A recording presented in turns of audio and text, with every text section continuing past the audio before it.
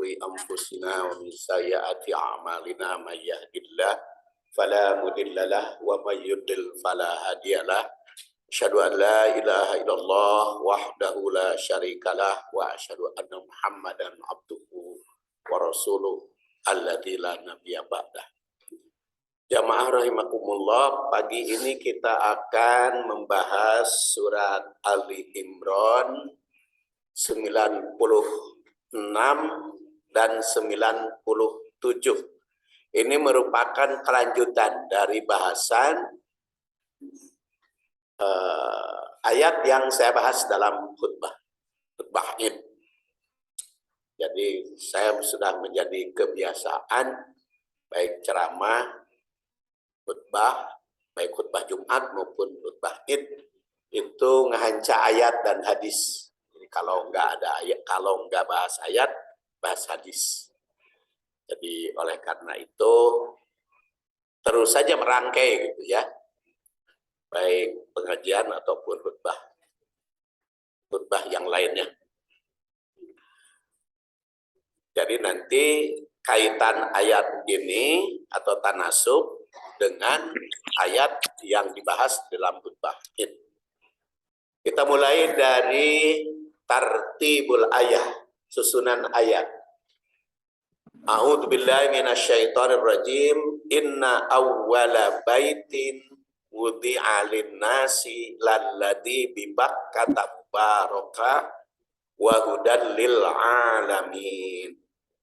Fihi ayatum bayyinatum maqamu Ibrahim wa man dakhalahu kana amina walillahi 'alan nasi hijjul baiti man istata'a ilaihi sabila wa man kafara fa innallaha ghaniyyun 'anil 'alamin.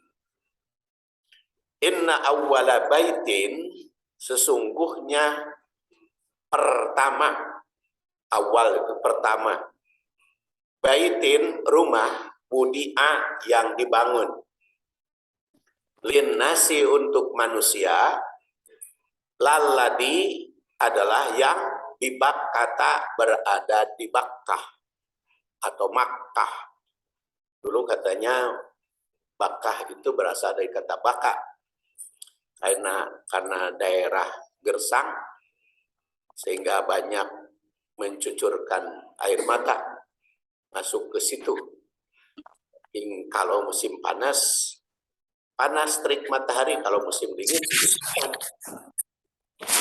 jadi Bakkah itu salah satu rahasianya di situ ya. Makanya disebut Bakkah. Kemudian selanjutnya disebut Makkah. Di Bakkata yang berada di Makkah.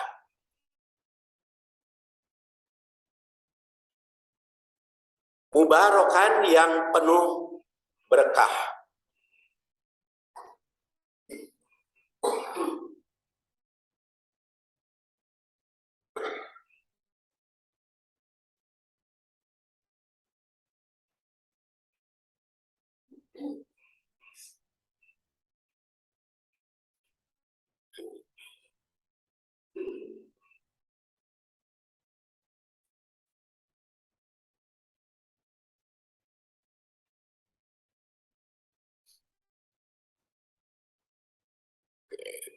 Mana nih?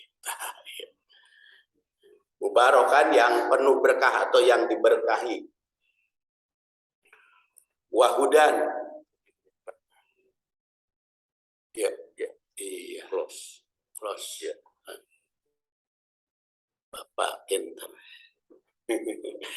Wahudan dan petunjuk. Jadi fihi apa? Bibakkata mubarakan, wahudan dan petunjuk. Lil alamin, bagi alam semesta. Fihi, di situ, di Bakkah itu, ayatun, ayat-ayat. Maqamu Ibrahim, tempat berdiri. Makom itu berasal dari kata koma. Jadi makom tempat berdiri. Walaupun di Bandung atau di Indonesia, makom itu diartikan kuburan. Nah, sebenarnya adalah tempat berdiri. Jadi kalau makom Ibrahim di Mekah itu bukan kuburan Nabi Ibrahim, tapi tempat berdirinya Nabi Ibrahim. Berdiri apa? Ya bisa berdiri dalam arti ngadeg, ya. Bisa berarti tempat. Seperti kalau kita pergi ke Yordan, di situ ada makom Su'eb. Makom Su'eb itu bukan kuburan, itu tempat kehidupan Su'eb. Ada makom Ashabul Kahfi di Yordan.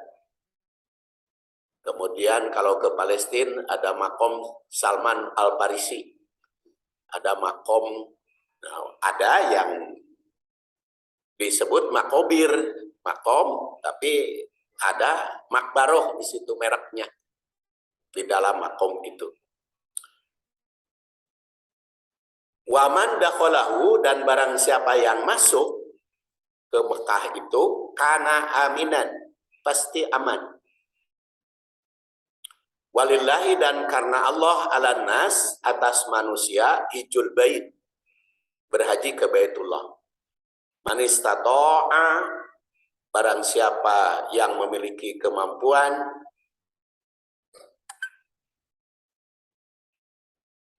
ilaihi, pergi ke sana, sabilan, jalan.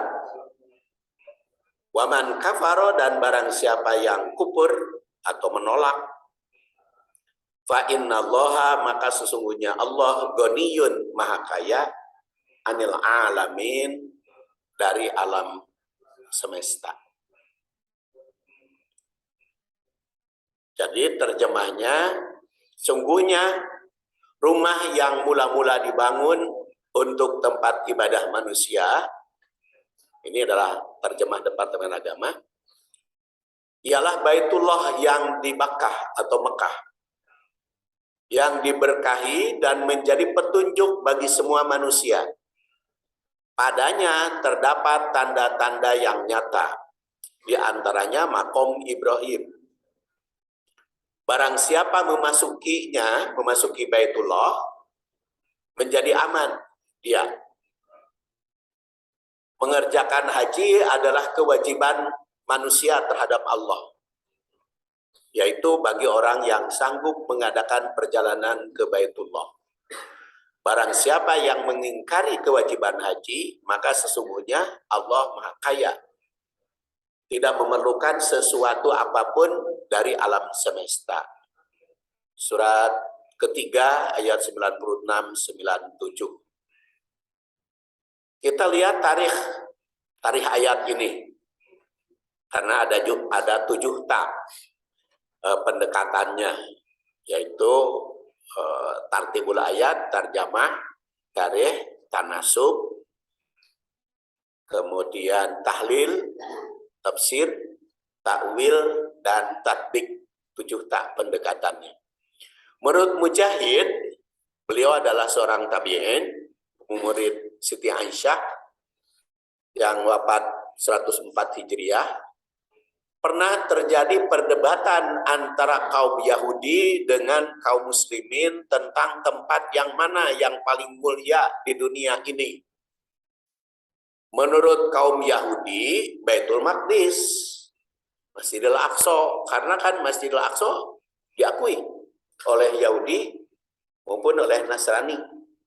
Di Masjidil Aqsa itu sampai sekarang pun dianggap tempat suci oleh 3 kelompok agama, Yahudi, Nasrani, maupun Muslim. Yang dulu nama Muslim, bukan milik Yahudi, bukan milik Nasrani. Makanya sampai sekarang diperebutkan itu, cek Yahudi milik Yahudi, da nungadekeunana Ibrahim jeung Ishak, cek Nasrani milik Nasrani, karena Ibrahim dan Ishak teh nenek moyang kami. Cek kaum muslimin ya kaum muslimin, karena Ibrahim dan Ishak itu adalah seorang muslim. Makanya dulu mah terbagi tiga istilah Aqsa itu. Ada bagian lokasi muslim, ada bagian lokasi Yahudi, ada lokasi Nasrani. Dulu nama aman-aman, tapi sekarang Yahudi menyerobot, ingin ngerebut milik kaum muslimin. Padahal sampai sekarang juga ada tempatnya tiga. Ada milik Yahudi seperti di tembok ratapan, ada milik Nasrani seperti arah ke Bethlehem, ada milik kaum muslimin yang daerah atas. Tapi kan Yahudi dari tembok ratapan teh bikin gua yang untuk ke Aqsa. Nah itulah, makanya diperdebatkan mana yang paling mulia pada saat Rasul itu. Ada yang mengatakan Maqdis, Baitul Maqdis, ada yang mengatakan Baitullah. Nah maka kaum muslimin berpendapat bahwa Mekah itu lebih utama dibanding tempat manapun, karena telah dijadikan oleh Allah sebagai tanah haram. Maka turun ayat ini sebagai jawaban kepada mereka. Mekah itu lebih utama dibanding dengan Baitul Maqdis. Kemudian yang kedua, tarikh yang kedua diriwayatkan oleh Abu Dar Al-Ghifari, yaitu yang wafat tahun 32 Hijriah. Ini adalah seorang sahabat. Annahu sa'alahu an awwali masjidin wudi'a linnas. Abu Dar Al-Ghifari itu bertanya kepada Rasul tentang masjid mana yang dibangun untuk manusia. Jadi ini yang ditanyakan bukan Baitullahnya, tapi masjid. Masjid yang mana? Qala, Rasul bersabda, Al-Masjidul Haram. Masjid Haram itu yang paling pertama. Yang paling pertama dibangun. Summa Baitul Maqdis, kemudian Baitul Maqdis. Jadi yang paling pertama dibangun Masjidil Haram, kemudian Baitul Maqdis. Pasuila, lalu Rasul ditanya lagi, kam bainahuma, berapa jarak antara Masjidil Haram dan Baitul Maqdis? Rasul menjawab, arba'una aman, 40 tahun. Hadis ini diriwayatkan oleh Ahmad, An-Nasa'i, oleh Ahmad dan An-Nasa'i. Jadi 40 tahun jaraknya antara Masjidil Haram dan Masjidil Aqsa. Maka siapa yang membangun Masjidil Haram, Masjidil Aqsa? Maka otomatis kita bisa menjawab, baik Masjidil Haram maupun Masjidil Aqsa dibangun oleh Nabi Ibrahim. Kalau Masjidil Haram dibangun oleh Nabi Ibrahim dengan Ismail, kalau Masjidil Aqsa dibangun Nabi Ibrahim dengan Ishak. Tapi di sini masjid yang dibangun, bukan bangunan Baitullah, bukan bangunan yang ditanya itu masjid ya. Jadi Rasul ditanya awwalu masjidin, masjid yang pertama dibangun. Jadi kalau Baitullah nama bukan oleh Nabi Ibrahim, lokasi Ka'bah nama bukan oleh Nabi Ibrahim. Itu dipahami oleh para ulama, Ka'bah itu sudah dibangun sejak zaman Nabi Adam. Bahkan ada seorang peneliti, Ka'bah itu, lokasi Ka'bah itu merupakan titik dunia. Jadi Allah Subhanahu wa Ta'ala membuat dunia itu bikin titiknya dulu. Nah, titiknya itu katanya di lokasi itu. Ada yang mengatakan Hajar Aswad, ada juga yang mengatakan lokasi. Nah, Ka'bah makan ruangan. Ka'bah itu ruangan tempat sholat. Kalau kita masuk ke dalam Ka'bah, apa yang dilakukan? Sholat. Tapi orang mah mau bisa masuk. Itu kan keputusan kerajaan Saudi, yang bisa masuk Ka'bah itu hanya orang yang dapat izin dari raja. Dari raja, makanya kan Raja Saudi itu menamakan diri Khodimul Haramain, pelayan dua masjid haram, Masjidil Haram dan Masjid Nabawi. Itu pelayan, dia menyebut Khodimul Haramain. Seperti di Al-Falah, para DKM itu namanya Khodimul Masjid, pelayan masjid itu, para pengurus DKM. Tapi ada juga yang khusus ya, Khodim Muadzin.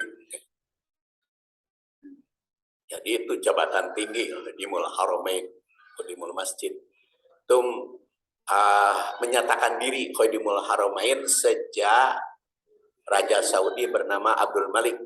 Seperti pernah saya katakan, Saudi itu didirikan oleh dua orang, yaitu Muhammad bin Saud dan Muhammad bin Abdul Wahab. Nah, Abdul Malik itu turunan Saud. Sedangkan Abdullah bin Baz atau imam-imam masjid pemberi fatwa itu keturunan Muhammad bin Abdul Wahab. Jadi itu ada kerjasama antara kiai yang pimpinannya Muhammad bin Abdul Wahab dan militer yang pimpinannya Muhammad bin Saud. Janji kalau urusan kenegaraan dari mulai raja sampai tingkat kecamatan itu turunan Saud. Tapi kalau urusan keagamaan turunan Muhammad bin Abdul Wahab. Makanya sampai sekarang rukun di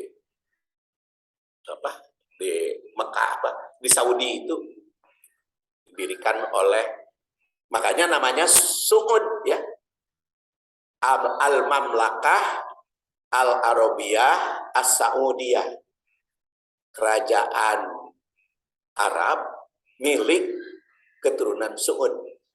Al-Mamlakah Al-Arabiyah As-Saudiyah, kerajaan Arab milik keturunan Saud. Makanya mau jadi raja orang mau datang ke sana. Seperti mau jadi imam Masjidil Haram harus ACC dari Muhammad bin Abdul Wahab. Saya sering sih jadi imam di Masjidil Haram maupun di Masjid Nabawi. Tapi bukan imam seluruh jamaah. Kalau datang umroh kan ke situ kan tawaf, atau kalau sudah sholat berjamaah, umpamanya mau umroh datang ke sana pada Isya setelah sholat. Kan kita sholat fardu dulu, sholat fardu Isya. Saya imamna pasepudin. Jamaahna jamaah umroh unggul. Jadi bukan imam Masjidil Haram. Jadi saya katakan saya sekarang jadi imam Masjidil Haram untuk jamaah. Siapapun bisa jadi imam. Tapi imam utama tuh harus ACC dari turunan Muhammad bin Abdul Wahab. Nah, itulah perkembangan Saud sekarang. Jadi nantilah secara berangsur kita berlanjut. Jadi yang ditanyakan adalah masjid pertama, yaitu masjid itu yang bangunannya mengelilingi Ka'bah. Ya, berdasar hadis ini, masjid pertama dibangun adalah Masjidil Haram. Kemudian Masjidil Aqsa, yang jarak antara kedua masjid itu adalah 40 tahun. Jadi ini sebagai koreksi terhadap seorang cendekiawan Muslim, dia mengatakan katanya Masjidil Aqsa itu dibangun oleh orang-orang Yahudi. Koreksi terhadap cendekiawan. Padahal cendekiawan Muslim, dia pernah bicara di TV. Katanya itu Masjidil Aqsa itu diperdebatkan, dan Aqsa itu artinya jauh, jadi masjid jauh, bukan masjid yang di Palestina. Itu pendapat itu tidak berdasar. Karena ternyata Rasul menyebut Masjidil Aqsa itu beliau menunjukkan kepada Ibrahim dan Ishak. Sekarang tanasub atau kaitan ayat dengan ayat 95. Ayat 95 bunyinya kul sadaqallah fattabi'u millata Ibrahim hanifa wa ma kana minal musyrikin. Perintah yang tercantum pada ayat 95 itu dengan kul. Kul mengisyaratkan bahwa al-Islam itu mesti dibuktikan dengan berani, terus terang di hadapan siapapun. Karena di situ ada kul, katakan olehmu. Jadi Islam itu harus dinyatakan, harus diikrarkan untuk menyatakan diri sebagai muslim. Salah satu ibadah yang dilakukan secara terang-terangan yang termasuk syiar adalah ibadah haji dan umroh. Nah, maka di situ kalau pada ayat 95 kul katakan olehmu, nah maka pada ayat berikutnya salah satu pelaksanaan kul adalah ibadah haji dan umroh. Karena ibadah haji dan umroh itu ibadah yang terang-terangan, ibadah yang menonjol. Makanya kalau ibu dan bapak mau haji, mau umroh, harus diumumkan ke masyarakat, ke tetangga. Jangan susulumputan. Ah, cenah hayang ikhlas, melenyang we umroh, teu bebeja ka tetangga. Tetangga neangan kemana? Nuju umroh. Lepat itu, umroh itu terang-terangan. Rasul juga ketika mau umroh, ngumumkan. Ketika mau haji, bahkan haji mah setahun sebelumnya, dua tahun, ya 2 tahun sebelumnya sudah mengumumkan. Kalau umroh itu ya pokoknya mah terus ada. Makanya kalau di Bandung besok aya syukuran teh pengumuman. Tapi sebetulnya itu mah tradisi bukan syariah. Jadi kalau walimatus safar mah lebih cocok pulangnya ya. Kalau walimatus safar. Tapi itu karena sudah menjadi kebiasaan di kita, jadi dilakukan ya tidak apa-apa. Saya kira itu sebagai pengumuman.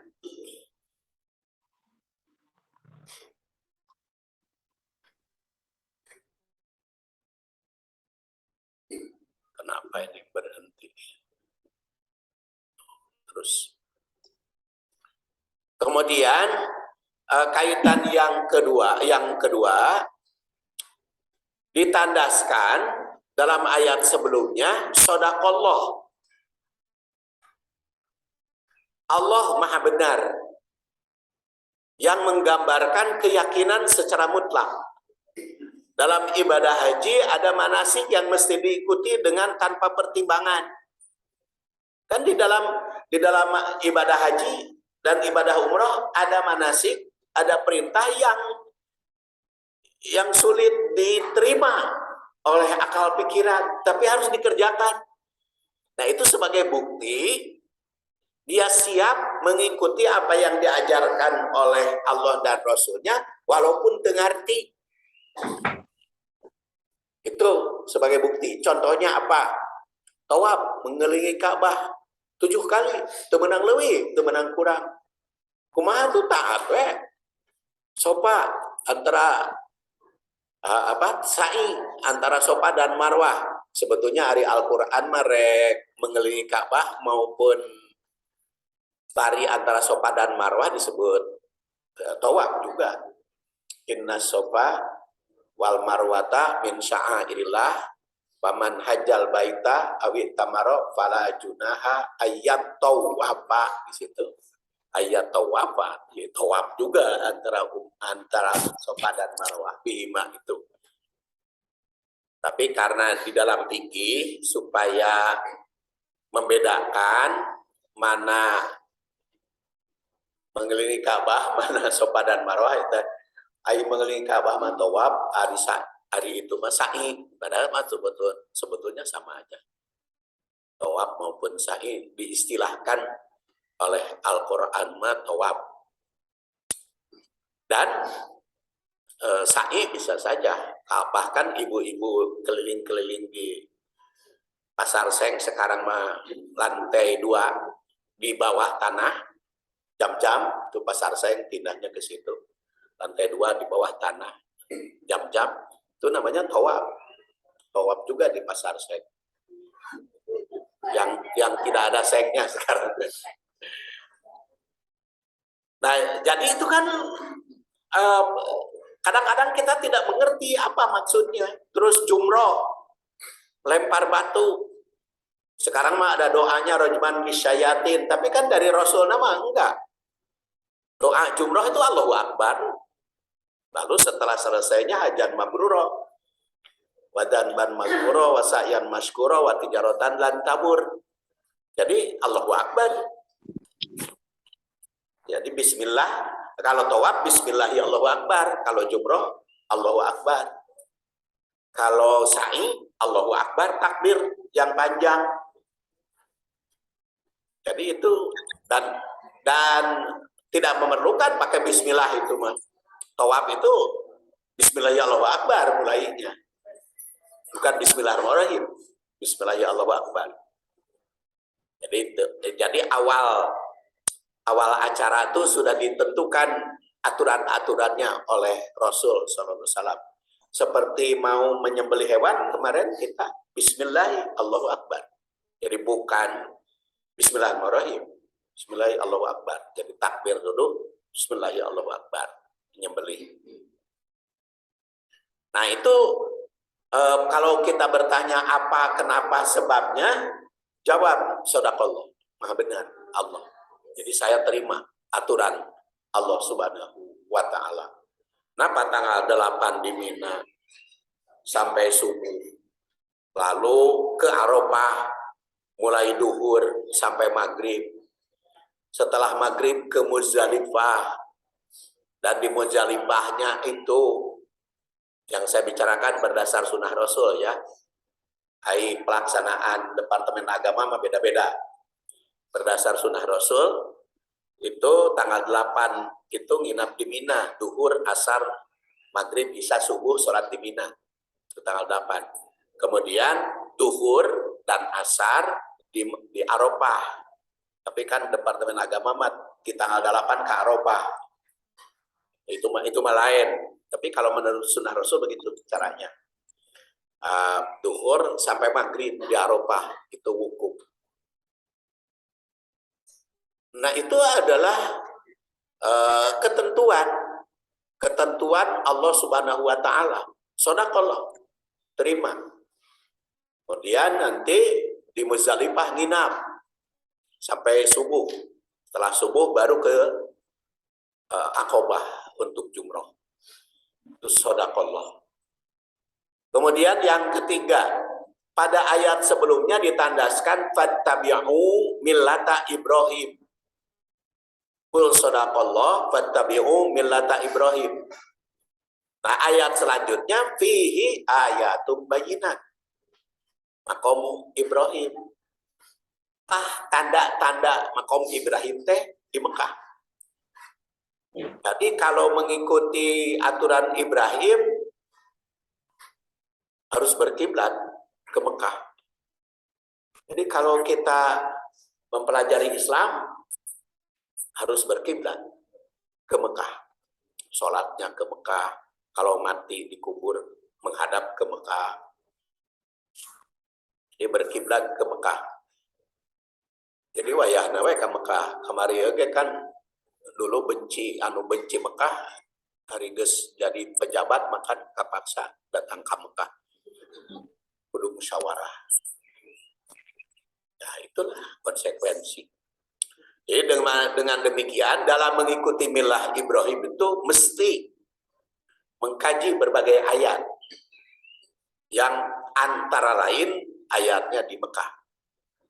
Baik ayat qauliyah, Quran dan hadis, sumbernya di situ, maupun ayat kauniyah, alam semesta berupa sejarah, maupun ayat insaniyah, ayat yang berkaitan dengan kemanusiaan, karena itu tempat kumpulnya seluruh umat manusia.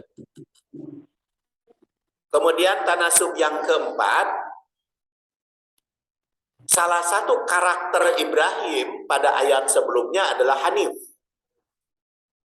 Hanif itu yang cinta pada kebenaran, dan itu bisa dilihat pada makalah khutbah. Ada cinta albir, benci al-ism, cinta takwa, benci al-udwan, cinta ma'ruf, benci munkar, cinta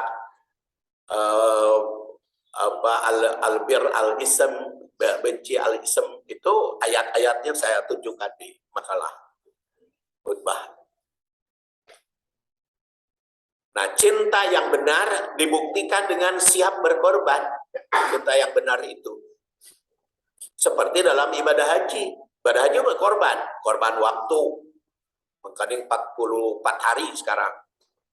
Kecuali yang plus, ada yang 18, ada yang 25. Kemudian juga korban dana. Dana ada yang 25 juta, 40 juta, ada yang 300 juta. Bahkan ada yang 450 juta. Yang penting tahun ini berangkat. Kemarin ada beritanya, habis 450 juta. Itu korban dana. Karena hanif. Karena cinta kebenaran sama dengan korban. Mengorbankan dana. Dan itu dibuktikan, hanif itu cinta kebenaran dibuktikan dengan ibadah haji. Siap berkorban. Dan setiap jamaah haji pasti berkorban. Ada yang dua kurbannya, yaitu haji dengan udhiyah. Ada yang satu kurban saja kalau haji ifrad. Kalau haji ifrad itu kurban saja, tidak tamattu. Tapi kalau